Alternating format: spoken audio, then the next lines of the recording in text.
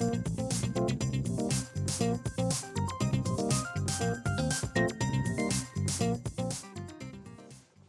오늘 기관의 눈으로 시작하도록 하겠습니다.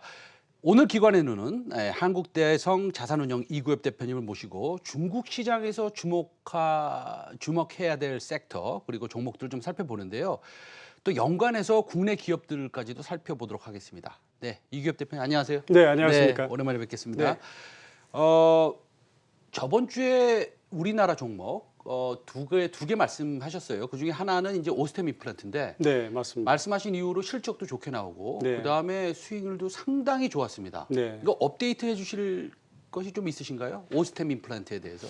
전에 말씀드린 것과 같이 오스템 임플란트는 중국에서 차지하는 비율이 최근 작년에는 24%였는데 올해는 약 30%로 그 매출액 비중이 높아졌습니다. 그리고 또 영업이익도 완전히 구체화되어 실현이 됐고 해서 앞으로 R&D에 집중적으로 투자를 하고 중국 시장이 확대되면은 이런 성장세가 지속되지 않겠느냐 저는 그렇게 생각합니다. 알겠습니다. 오늘도 좀 오스템 임플란트 같은 좀 상승할 수 있는 종목을 우리 시청자 여러분들께 소개 말씀을 좀 부탁드리면서 네. 시작하겠습니다. 그렇게 하겠습니다. 네. 중국 시장이 얼마나 투자 매력을 가지고 있느냐, 어느 정도의 성장성을 보유하고 있느냐, 저희 궁금합니다. 대표님은 지금 이 상황에서는 어떻게 보세요? 중국 시장에 대해서. 네, 그렇습니다. 최근에도 제가 중국에서 약 9년간 금융업종에 생활한 바탕이 있기에 제 주변에서는 현 시점에서 중국 주식을 사야 되는지 말아야 되는지 저한테 가끔 묻는데요. 이럴 때는 막연하게 사는 게 좋다 이렇게 하는 것보다 정확한 구체적인 수치를 보면은 그 판단이 좀 정확해질 것 같습니다. 말하자면 중국은 전 세계 GDP의 약 한 15% 정도 차지하는데요. 그런데 주식 총액은 약 7% 정도 차지하고 있습니다. 반면에 미국은 전 세계 GDP의 24% 정도 차지하는데 주가 총액은 약 40% 차지하고 있습니다. 뿐만 아니라 중국에서 개인 가계 자산의 그 주식과 펀드의 투자 비율이 약 한 2%밖에 되지 않는데 미국의 경우는 34%나 됩니다. 이런 미국과 중국과의 현격한 격차를 보면은 앞으로 중국 주식은 성장 여력이 있다고 그렇게 판단이 됩니다. 알겠습니다. 우리가 이제 중국 시장에서도 좀 섹터를 먼저 점검하고 갈 텐데요. 얼마 전에 시진핑 주석이 음식을 소비하지 말아라. 그럼 과소비하지 말아라. 그렇습니다. 이런 얘기가 있었고 그다음에 중국에서 먹방 유튜브를 하는 사람들도 이제 거의 그런 것들을 안 하는 그런 아주 재밌는 현상이 좀 일어나고 있습니다. 그렇습니다. 그러면은 우리가 이 음식료 섹터가 중국에서 좀 문제가 있는 것인지 다시 말씀드리면 음식료 가격은 올라가고 음식료의 수급이 좀 부족한 것인지 이런 것들 좀 궁금합니다. 물론 음식료의 가격이 올라가는 것들이 좋은 것이죠, 그렇죠? 예. 종목별로 하나 살펴볼 텐데 먼저 음식료 섹터에 대해서 투자 매력이 좀 있습니까? 그 점에 대해서 잠깐 우리가 좀 더 크게 거시적으로 보면은요. 중국의 내수 업종이 비중이 차지하는 전체 비중이 이익에 실현하는 규모는 82% 되는데 시가총액인 규모에서는 69%에 지나지 않습니다.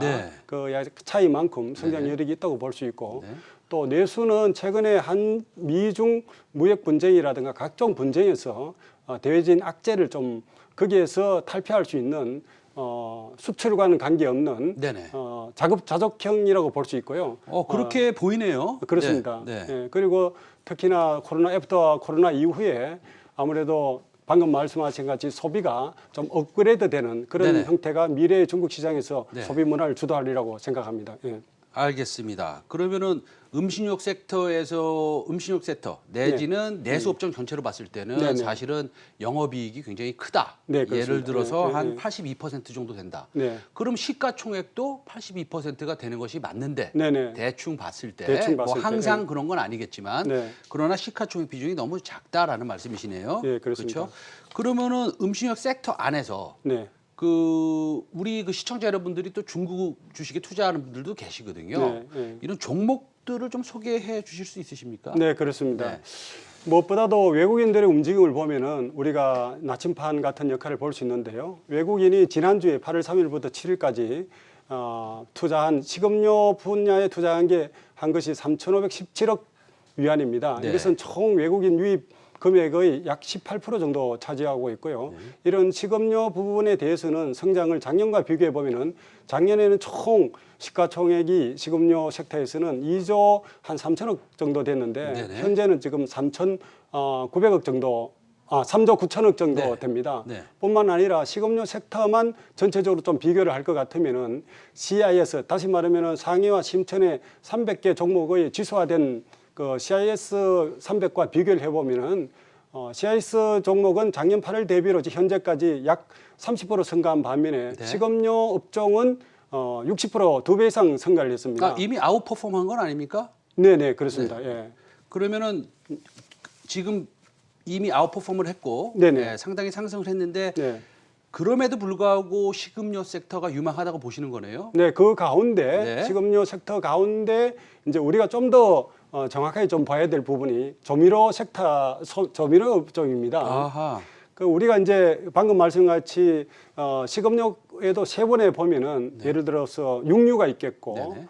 또 맥주나 이런 주류도 있겠고 네. 또 조미료도 있습니다. 네네. 조미료를 3년간 계속 보면은 6.5%같이 안정된 성장세를 이루고 있습니다. 그 조미료 업종 가운데서도 참 우스운 일이 가장 많이 사용되는 중국에서 가장 많이 사용되는 조미료가 간장입니다. 네. 간장은 모든 그 음식에서 99% 정도 사용하고 있습니다. 네. 그래서 이 간장 가운데서도 어떤 그 간장을 생산하는 중국의 기업들은 굉장히 많습니다. 네. 왜냐하면은 좀 만들기가 쉬워서 그런지 모르지만은 네네. 굉장히 중소기업체도 많은데 네. 그 제가 소개를 드리고자 하는 그 해천미업은 네네. 간장 분야에서 전체 약 그 중국에 차지하는 비율이 20%입니다. 네. 압도적인 1위를 하고 있습니다. 아, 그렇군요. 그렇습니다. 네. 그래서 작년 그 간장 하나에 대한 매출액을 보면은 약 116억 위안이고요. 우리 돈으로 한 2조 정도 됩니다. 전년 동기 대비 한 13% 성장을 했고요. 해천미업의 경우에는 코로나 경우에 좀 어려움을 당하지 않을까라고 생각했는데 의외로 온라인을 통해서 40% 이상의 매출을 했기 때문에 온라인도 무난히 극복을 했습니다.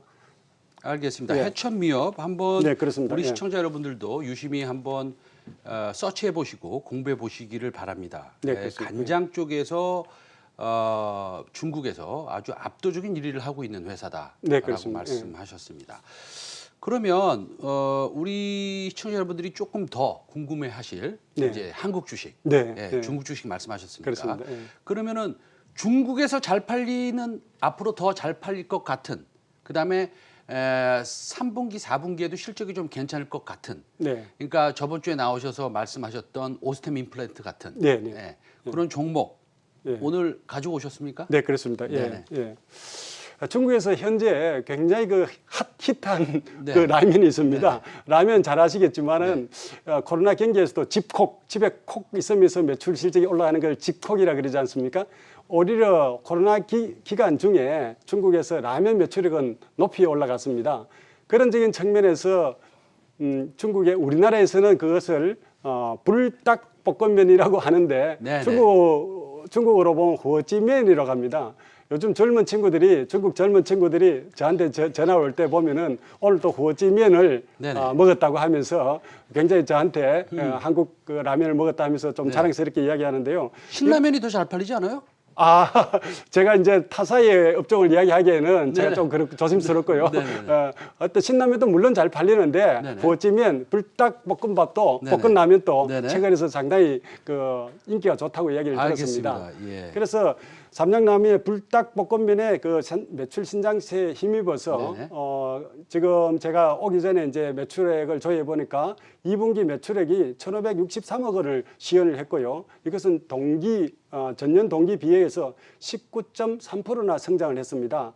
이 가운데 특이할 것은 1,563억 원 가운데 해외 수출액이 772억 원을 시현했고요. 이것이 해외 전 수출액의 50%에 해당됩니다. 이 가운데 중국 수출이 과반수 이상을 차지하고 있습니다. 이런 이유로 제가 삼양식품을 좀 소개를 드리고자 합니다.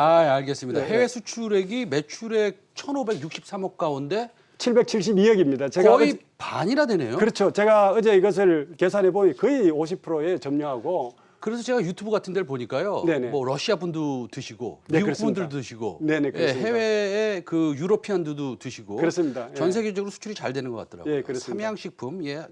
저도 몰랐습니다. 참 재밌습니다. 네네. 예. 예. 그다음에 두 번째 종목도 있으십니까? 예, 두 번째 종목은 전통적으로 중국에서 강한 우리 업체인데요. 어제 그 2분기 매출액이 발표된 것을 보면은 5,151억 원이 이제 시현이 됐고 전년 동기 대비 17.3%의 성장세를 네네. 가지고 있습니다. 오리온의 중국 법인은 전체 오리온 면적의 매출액의 50% 차지 이상을 차지하고 있습니다. 제가 그 어제 발표한 그 자료를 보니까 오리온의 중국 매출액이 한국 매출액을 더 초과를 했더라고요. 이래서 오리온의 시장은 어떻게 보면은 한국보다는 중국이 주요 시장으로 등장했다고 그렇게 볼 수 있겠습니다. 그렇습니다. 예. 예. 그 오리온은 지금 3분기, 4분기 실적이 대충 뭐 어떻게 나올 건지 짐작이 좀 되십니까? 네. 지금 오리온에 지금 하고 있는 게 닥터유 에너지바, 네. 닥터유 비타민바 네. 이 두 개가 지금 전년 동기 대비 약 한 15% 정도 이상의 성장을 유지했습니다. 네네. 그래서 이 두 개가 기존의 초코파이, 오리온 초코파이가 기존의 안정된 성장세를 유지한 그에다가 그 에너지바 그리고 비타민바가 성장세를 열려놔서 지금까지 작년까지 그 성장이익이 15%인데 이 이상을 성장하리라고 저는 그렇게 예상합니다. 알겠습니다. 그 지금 오늘 좀 시장을 보니까요. 네. 시장이 지금 모가 스탠리에서도 2차 전지를 하향 조정했고, 네. 그 다음에 뭐 여러 가지 우리가 지금 조금 즐겼던 수익률을 즐겼던 이런 네네. 성장 섹터들이 네. 조금 하락하고 있는 추세로 가는 건 아닌지에 네. 대해서는 좀 걱정을 하고 있었는데. 네. 사실은 우리가 또 보면은 이런 소외된 섹터, 네. 예를 들어서 뭐 유통주라든지 네. 아니면 음식료주라든지 네. 네. 이런 것들을 사실 우리가 어떤 것을 좀 매력적인 종목을 골라볼 수 있을까라고 좀 네. 생각을 좀 해봤는데 네. 네.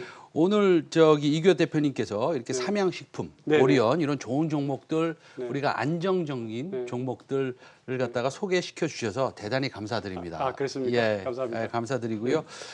중국 음식료 섹터에 대한 투자 진단 그리고 국내 관련 기업으로는 삼양식품 그리고 오리온까지 살펴봤습니다.